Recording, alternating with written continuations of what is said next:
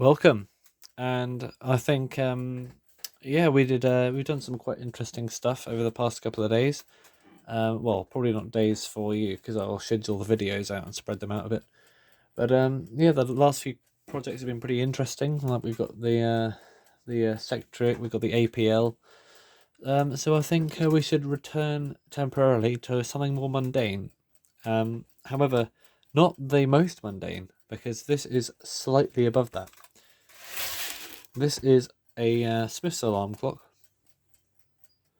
but it's not just any Smith's alarm clock because it's a square one, and I have not owned a square one before. So yeah, it is square. I assume it's exactly the same inside as all the other ones. But yeah, it's called Triumph. I believe it has some connection to Ingersoll, and interestingly, it doesn't have the famous S stamped into the back of it. It does have the vents for the alarm sound to come out, but it doesn't have the S. I don't know why that was.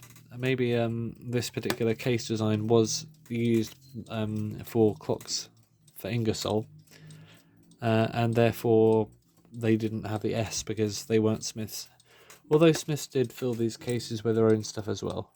And that's not to say the Ingersolls had their own movements and stuff. The Ingersoll clocks were basically exactly the same. They were made by Smiths for Ingersoll, so they had the Smiths movement exactly like this.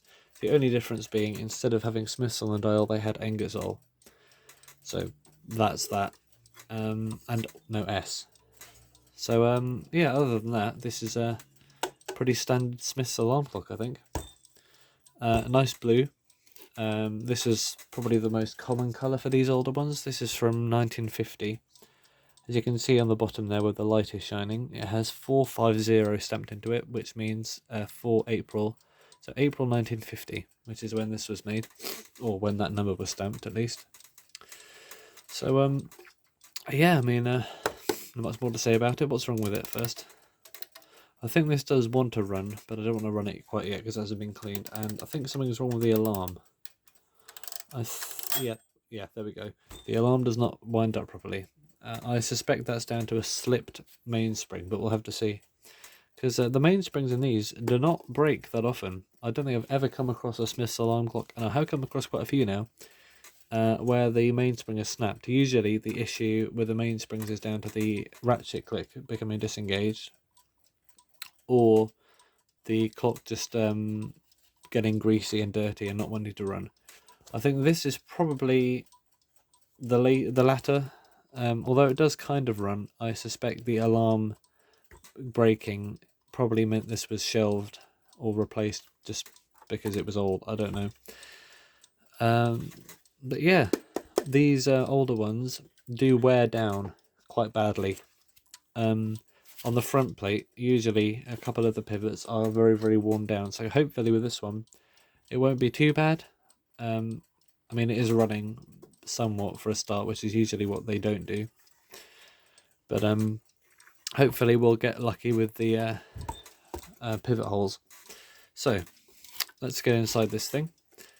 As I said before, I've not worked on these square cases before.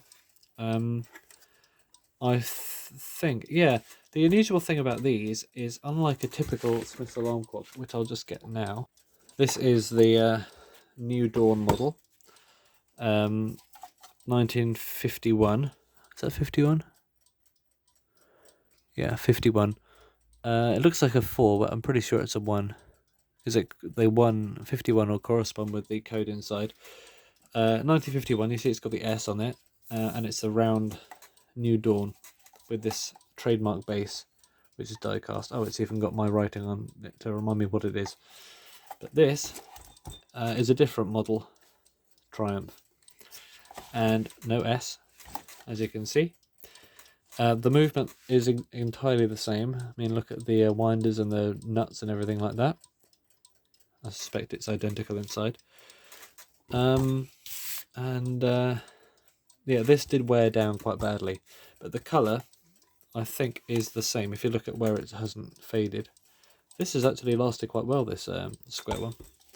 So, the Smith's Triumph alarm. Can we service this? Now, these Smith's alarms are great to work on. my opinion. Worked on a few, and they've all been pretty good. So I start by unscrewing the winding keys. Oh, and what I was going to say was, before I just carry on with this, what's unusual about this is usually with a Smith's alarm clock, and all of them I have ever seen, except this square one, not this particular one, but the square ones. What is that creaking noise? That is quite annoying. There we go. Something rubbing against the wall. Yeah, they have a bezel which is pressed onto the front, which holds the glass on, and the whole back of the case is one piece. So it shrouds the movement, which is bolted to the back, and then this pops on the front with a dial. However, in this particular example, which is very unusual for Smith's alarms, the front of the case involves the sides, and instead of having a nickel bezel on the front, it's the back that comes off, which is a different plate. And I'm associating this design much more with German alarms and things like that. Usually, I think it's quite a German thing. Not that they came up with it, maybe they did, but to have the back come off and the sides are connected to the front like that. But of course, other examples like this, Poltik made in Poland, which is basically uses an adapted German movement design. The case probably not, but that has the back coming off. Same with this German Peter, and this is just by chance, I'm just putting them off the shelf. Whereas if we take a British made Westclock spur, which is in fact actually an American design, but the British and American alarm clocks weren't all dissimilar compared to other countries. It's the front that comes off, and the back and the sides are one piece. I mean, the side does wrap around a little bit here, but you see what I mean. You take the front off and then you take the movement out. But yeah, that's quite an interesting way of doing things for Smiths, doing it this way around. So, as we were, unscrewing the time winding key, as illustrated by, not actually, yeah, I've just noticed that. I thought I remembered the arrow here having a picture of some hands on it, but that's not true. That's only the centre knob. Same with this one. But the other one being the alarm, this is to wind up the clock. So to unscrew it, you turn it clockwise until it comes off. If it's a broken spring issue and it just spins around, you can take a small screwdriver and just stick it in the end of that shaft there, and you can hold it still whilst you turn the key, which is a very, very nice feature which makes the Smith's alarms extra serviceable, which is what we like, being people who service these things. There's a time setting knob which always goes missing, so make sure to keep them if you have them. And now we are controlless, so I can't set the time or change the thing or wind it up or anything like that. On the bottom we have two rivets going into the inside. I don't imagine the movement is riveted into the case. I imagine there's probably there's some kind of a frame inside which it maybe bolts onto, but the top has a hexagonal thing which I imagine unscrews or something like that, which is again something I think of as a German thing. Usually the Smith's alarms have a riveted in button which cannot be removed, whereas this one looks like it might actually have a removable button on the top. Very interesting indeed. I don't imagine there being any particular reason for this which would relate it to German alarms. I imagine it's just the way it was put together, and this is just another economical way of building an alarm clock. Tried and tested. Also some remnants of felt feet which I may reinvigorate, because the rest of this is pretty good actually. Just needs a clean up. That is, oh, it is surface rust. I thought it was just or is it just dirt? Oh, I think it's just dirt. Okay, well this could clean up very well. I'll keep on going off the topic, don't I? Yes, let's take this apart. So I'll zoom you in a bit. And we see these 4 nuts on the back, same as any other Smith's alarm clock. I'm going to grab my, what's this, 5.5mm socket, which I've marked with white paint because I work on these Smith's alarms quite a bit. And we're just going to unscrew it. on all of these. Made in Great Britain. And I consider this an earlier Smith's alarm. I think they started making these in 1945, but they went through quite a few changes over time, and you really start to see the modernity happening around 55. So I consider anything before 53, let's say, maybe, yeah, anything before 53, which actually has an older design of movement in it, as an earlier Smith's alarm. Anything later than that is just Smith's alarm, I suppose. Anything after the 60s is a late one, funnily enough. So I assume we can just pull this off. Now we've detached it from the thing. Oh, there we go. There's the back. This plate here, which is thin steel, with this sort of indentation around the edge, probably for rigidity, because it is quite rigid. Although what's that grainy lookingness to it? It's streaky. I don't know what that is. The paint's held well, and that could clean up very nicely. I do like that blue colour they use. There's also a green. Oh, that's a very rusty mainspring, isn't it? There's also a green, which I actually do like quite a lot, but that seems to be a slightly more uncommon colour for these. And the only green one I do have, the paint is all rusted off it, so that's a shame. So here's the movement. This is the earlier type. I mean, I haven't worked on one from before 1949, so I don't know if it's the first edition or not, but it's in the B zone of ages. When they made these, they went through a series of sort of age brackets. I used to think that the letter, I'll get to where the letter is in a second, but these all had a letter code for the type of movement, or so I thought. And I thought that with every variation of the movement, they updated the letter. And I thought that held true until I found out 2 different movements with the same letter code. And I thought, well, that's kind of throwing it out the window. But I reckon instead that they are just sort of general age brackets. And this one, as the earliest one I've come across, and this is quite a common one for the earlier ones, is B. The ones I've found are B, C, and I don't think there was a D or an E, but there was an F, and I don't think there was a G, but there was an H and a J. Those are the ones I've come across, and I think I might have seen a K at some point as well. Maybe just a J, I don't know. But yeah, I used to think that was the type of movement, because all the Bs look like this with this particular plate design. They did change it. And all the Cs have a thing except 1 or 2 that I've seen. It's quite confusing, and it's becoming quite a puzzle, because I've been trying to make this resource that'll help you date and it just sort of catalogue all the ages and the codes of these movements. And then to find something that sort of throws my previous theories out the window is, quite annoying, but it just adds to the layer of mystery, which will make solving the puzzle even more rewarding. And if you look carefully on the right side of this, you can see there's a code stamped into the dial pan, which is this metal plate back here that the dial rests on.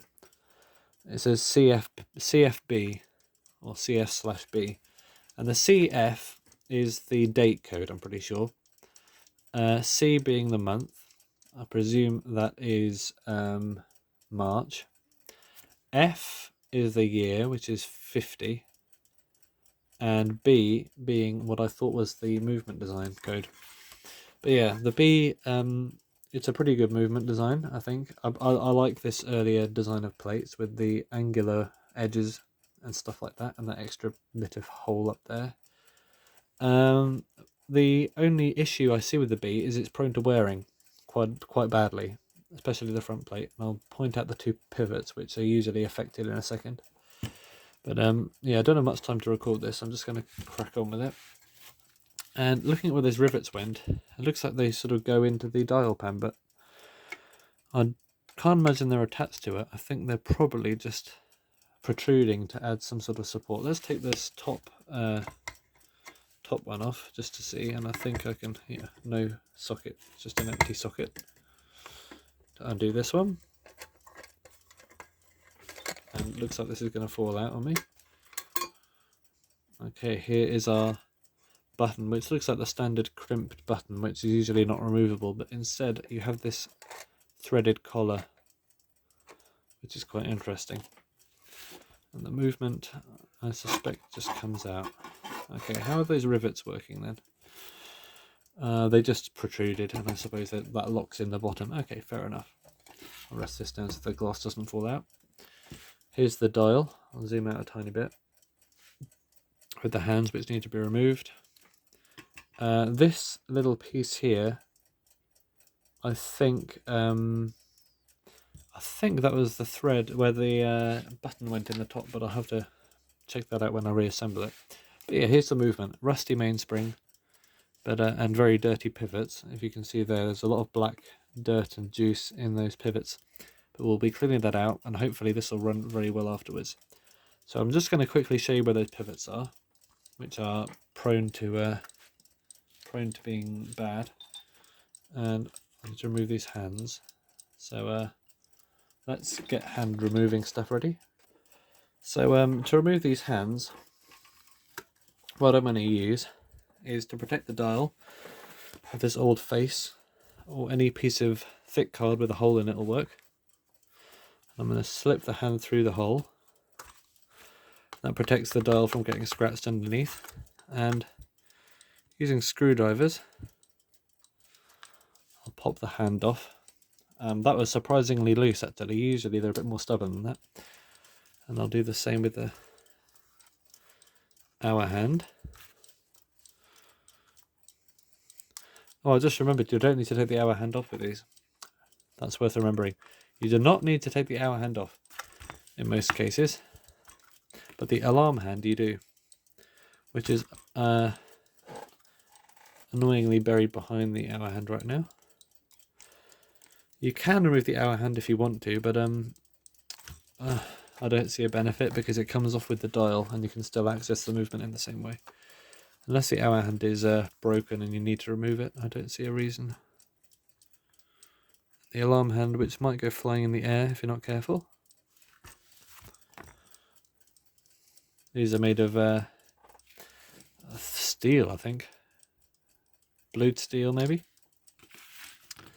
And around the dial, you have these little tabs on a... you've got 5 here as well. Yeah, usually there are 5 of them. On the later one, you only have 3 because the dial pan was made smaller. Okay, pop that off there. Triumph. Nice aluminium dial with a sort of screen printed sort of thing on it. I don't know exactly what that is. Put that there a bit. And here is the front of the movement with very dirty pivots. Look at those pivots. They should not have anything in them at all. They should be completely brass with maybe a bit of clear oil for lubrication. But by the looks of it, the wear is actually not too bad. So if I get a cotton bud just to take a closer look at this here, this is usually the main culprit. And actually, looking at it, it is actually intact, and I'm amazed. Same with this one, the great wheel pivot. That is usually very, very worn out, but this movement has survived remarkably well. I'm very lucky to be working on this. There's the bell. So yeah, next video in this series of the Smith's Triumph alarm clock, I will be disassembling this, ready for service. And let's just take a quick look at this. You can take this bezel out, and this glass, which is well, it's actually curved at the corners. I suppose it has to be. And clean out this case at some point as well, because it's full of iron filings or some kind of metal filings, which are kind of a worry because it means something's been grinding against something else. But yeah, that would make a good bell.